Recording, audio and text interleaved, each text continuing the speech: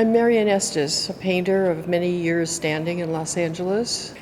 I've been involved early on in the 70s in the feminist art movement, and following that in the so-called pattern and decoration movement. We're here at Barnstable Municipal Art Gallery, and I'm part of a 4-person show called Unnatural, featuring Constance Mallinson, Fatima Burns, and Lisa Adams. The overall theme is 4 different takes on the destruction of the landscape and environment by 4 painters. My contribution to the show is a new series of paintings on fabric collage, coupled with paint and photo download, and a slightly older series of works on paper using paper collage, photo downloads, and paint as well. Those are the framed pieces. The current paintings encompass all of my previous artistic interests rolled into one body of work.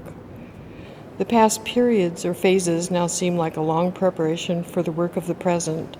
I've explored many alternative ways of painting, used substitutes for painting materials, and had years of discovery and pleasure in the sensual application of and experiments with oils, acrylics, and enamels. As before, the paintings can range widely in mood and implication. For me, reflects human life and the life force underlying everything in our natural world. I embrace a pop-infused spiritualism, kitsch, folk and crafts sources, blatant decorative beauty, humor, sadness, and human folly.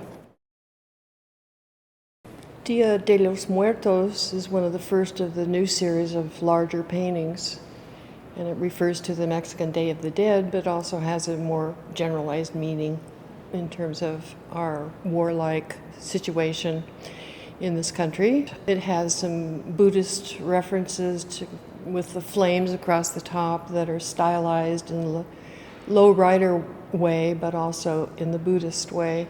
There are skeletons buried in the sea area, along with foliage that drifts across the center of the painting, and again, beauty coupled with a dark view.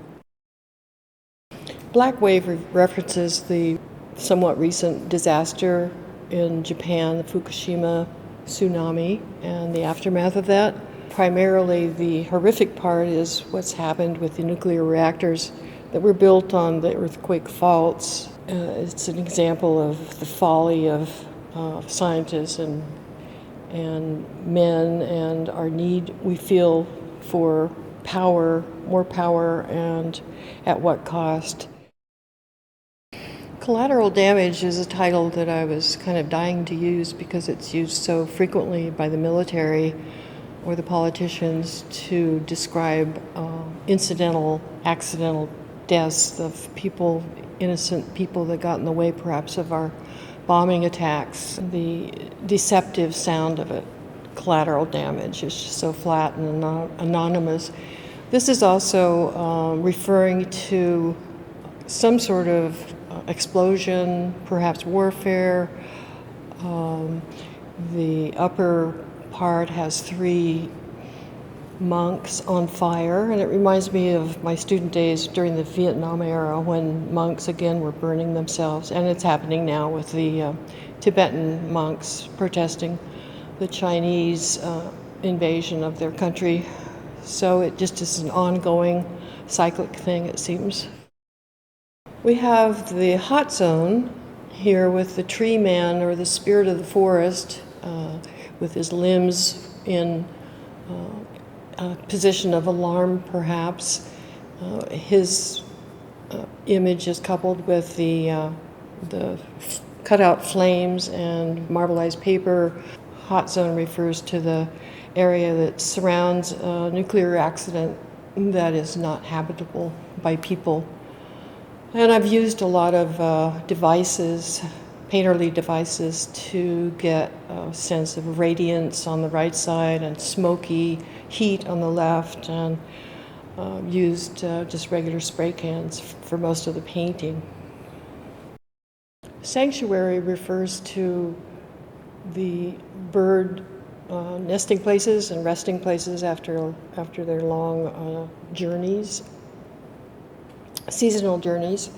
This was meant to be a very beautiful, otherworldly scene of mountains and water and sky and reflections, using the kind of landscape stereotypes that we're all too familiar with, but I kind of deny that by using the collage fabrics and playing with the kitsch of using a zebra pattern fabric for the mountains and the reflection.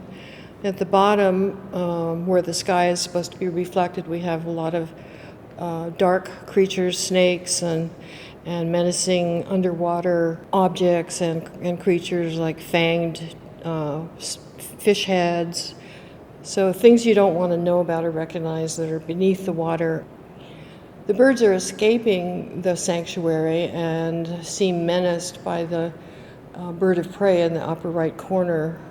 At the same time, I reference kind of jokingly the cliche of rays coming down from the clouds that more traditional landscape artists use. But I've kind of bent my rays, and they have maybe a more toxic look as they land on the ovals in the reflected water.